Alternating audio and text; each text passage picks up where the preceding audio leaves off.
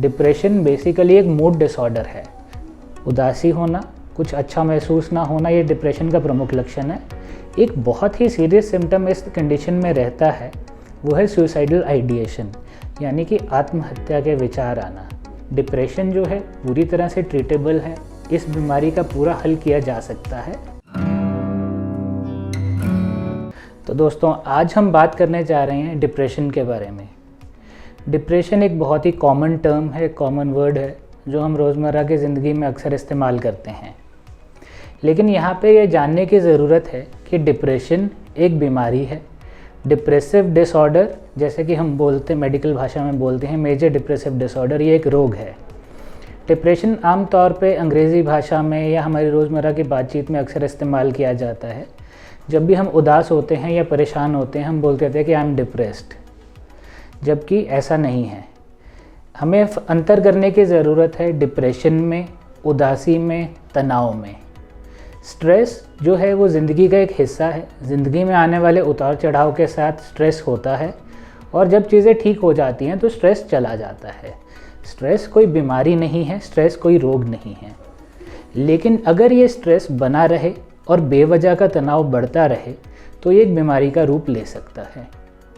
Sadness होना एक feeling है, उदासी एक फीलिंग, एक इमोशन है। अक्सर लोग उदास हो जाते हैं जब ज़िंदगी में कुछ चीज़ें उनके हिसाब से नहीं होती हैं, लेकिन ये भी एक बीमारी नहीं है, ये एक नॉर्मल फीलिंग है जो सबके साथ होती है। आपके साथ भी हुई होगी, हमारे साथ भी कभी ना कभी हुई है, और हम सब लोग इससे गुज़रते हैं। तो डिप्रेसिव डिसऑर्डर या डिप्रेशन की बीमारी या डिप्रेशन का रोग जो हम बोलते हैं, इसमें क्या होता है? डिप्रेशन को हिंदी में देखें तो अवसाद कहा जाता है। डिप्रेशन बेसिकली एक मूड डिसऑर्डर है। सो इसमें सबसे पहले जिस चीज़ पे असर होता है वो हमारा मूड होता है। डिप्रेशन एक ऐसी बीमारी है जिसमें मूड जो है वो लगातार उदास रहता है। हालांकि चीज़ें ठीक हों, सब अच्छा चल रहा हो, तो भी मन में एक उदासी का एहसास होता है। सब कुछ अच्छा होते हुए भी खुशी महसूस नहीं होती है। कोई फंक्शन है, कोई त्यौहार या सेलिब्रेशन है, उसमें भी हम अच्छा महसूस नहीं करते हैं। जबकि लाइफ बिल्कुल परफेक्ट चल रही होती है, लेकिन अंदर से वो एहसास नहीं आता। अंदर से हमेशा एक उदासी बनी रहती है जो कि हर समय रहेगी। तो ये एक डिप्रेशन का प्रमुख लक्षण है। डिप्रेशन में सबसे ज़रूरी है मूड का लो होना। सो डिप्रेसिव डिसऑर्डर जिस व्यक्ति को होता है, उसमें जो मूड है, जो मन है, वो उदास रहता है। मन अच्छा महसूस नहीं करता है। नो मैटर आपके आसपास जो मर्ज़ी चल रहा है, लेकिन मन में हमेशा एक उदासी बनी रहती है। इसके अलावा हम अब बाकी लक्षणों की बात करते हैं। डिप्रेशन में और क्या होता है? उदासी होना, कुछ अच्छा महसूस ना होना, ये डिप्रेशन का प्रमुख लक्षण है। इसके बाद में जो और लक्षण आते हैं, जैसे कि किसी भी काम में मन न लगना। जो चीज़ें पहले आपको अच्छी लगती थी, आपको टीवी देखना अच्छा लगता था, आपको गाने सुनना अच्छा लगता था, आपको अच्छा खाने का मन करता था, लेकिन अब आपको वो चीज़ें अच्छी नहीं लगती हैं। आपको घूमना अच्छा लगता था, आपको दोस्तों के बीच में रहना अच्छा लगता था, लेकिन आज वो चीज़ें आपको खुशी नहीं दे रही हैं, आपको अच्छा नहीं लगता है। इसके अलावा शरीर में बेवजह की कमज़ोरी, बेवजह की थकान आ जाना। तो ये 3 प्रमुख लक्षण हैं जो कि डिप्रेसिव डिसऑर्डर की ओर इशारा करते हैं। अगर हम बाकी लक्षणों की बात करें तो इनको हम 3 तरह से बांट सकते हैं। पहले है साइकोलॉजिकल सिम्टम्स, दूसरे फिज़िकल सिम्टम्स, और तीसरे होते हैं कॉग्निटिव सिम्टम्स, यानी कि संज्ञान के लक्षण जो होते हैं।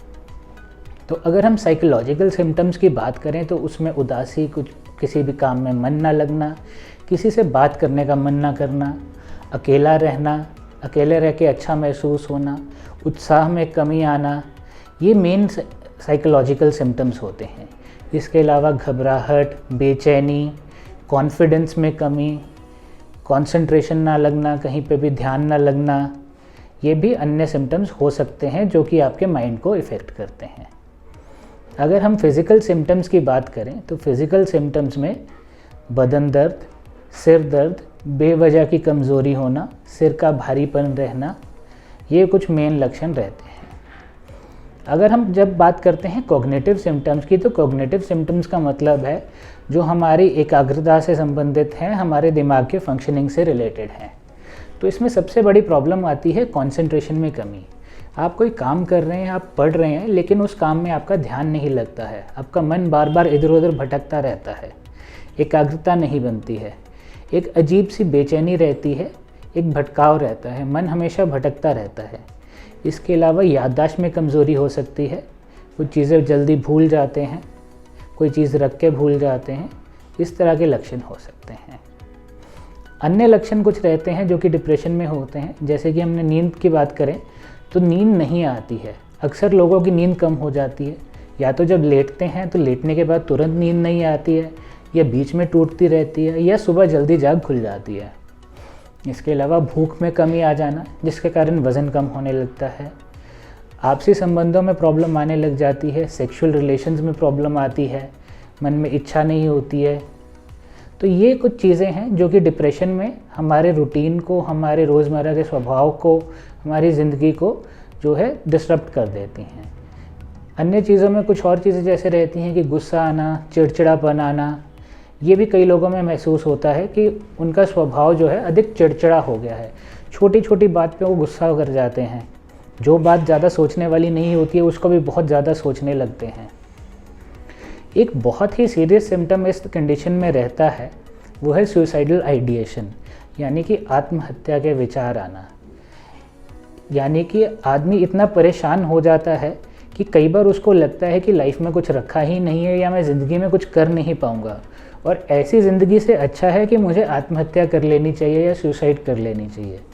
अक्सर कई लोगों को ऐसे विचार आने लग जाते हैं, और जब ये विचार आते हैं तो ये एक सीरियस कंडीशन का रूप ले लेती है। ऐसा आदमी कभी भी अपने आप को नुकसान पहुंचा सकता है और अपनी जान भी ले सकता है। तो अब हम जानते हैं डिप्रेशन के कारण के बारे में, डिप्रेशन क्यों होता है। अगर साइंटिफिकली देखा जाए या जो ब्रेन स्टडीज़ हुई हैं उनके हिसाब से देखा जाए तो दिमाग में कई तरह के केमिकल होते हैं जो कि नसों में करंट की तरह चलते हैं। ये केमिकल हमारे सोचने समझने की क्षमता को अफेक्ट करते हैं और कंट्रोल करते हैं। इसमें बहुत ही महत्वपूर्ण केमिकल होता है जिसको हम सेरोटोनिन बोलते हैं। ये देखा गया है कि सेरोटोनिन और नॉरएपिनेफ्रिन की कमी के कारण अक्सर लोगों में डिप्रेशन हो जाता है या डिप्रेशन के लक्षण आ जाते हैं, जिससे कि स्वभाव में बदलाव आता है, आपके शरीर में बदलाव आता है और डिप्रेशन के बाकी लक्षण आने लगते हैं। तो सबसे बड़ा कारण जो डिप्रेशन का है वो ब्रेन में होने वाली सेरोटोनिन और नॉरएपिनेफ्रिन केमिकल की कमी होती है। इसके अलावा दूसरा बड़ा कारण रहता है फैमिली हिस्ट्री या जेनेटिक फैक्टर जो हम बोल देते हैं। यानी कि अगर आपके माता पिता में डिप्रेशन या ऐसी कोई मानसिक बीमारी रही है, या आपके ब्लड रिलेटिव या परिवार वालों में ऐसी कोई बीमारी रही है, तो बच्चों में ये बीमारी होने के चांस बढ़ जाते हैं। तो अगर आपके जीन्स में हम बोलें कि डिप्रेशन रहा है तो आप में डिप्रेशन होने के चांस बढ़ जाते हैं। तीसरी चीज़ हम बोलते हैं एनवायरमेंटल फैक्टर्स, यानी कि आपका आसपास का माहौल। आपके आसपास का माहौल कैसा रहा है ये चीज़ कंट्रोल करती है कि आपकी ग्रोथ और डेवलपमेंट कैसे होती है। इसमें आपके मस्तिष्क और दिमाग की ग्रोथ भी अफेक्ट हो सकती है। अगर आपका बचपन बहुत अच्छा नहीं रहा है, आपके घर का माहौल ज़्यादा अच्छा नहीं रहा है, तो आप पे तनाव रहेगा, जिससे आपके ब्रेन की डेवलपमेंट अफेक्ट होगी और आने वाले समय में आप डिप्रेशन का शिकार हो सकते हैं। इसी तरह ज़िंदगी में होने वाली कई ऐसी घटनाएं होती हैं जो कि हम पे एक बुरा असर डालती हैं और हमें डिप्रेशन का शिकार बना सकती हैं। एक और महत्वपूर्ण चीज़ है जो कि आज के समय में बहुत बड़ा कारण बन चुकी है, वो है नशा, ड्रग एब्यूज़। बहुत से लोग तरह तरह के नशों का इस्तेमाल करते हैं और ये नशे हमारे शरीर को ही नहीं, हमारे दिमाग पर भी एक असर डालते हैं, जिसकी वजह से लोग डिप्रेशन, एंग्जाइटी और कई तरह के मानसिक रोगों का शिकार हो सकते हैं।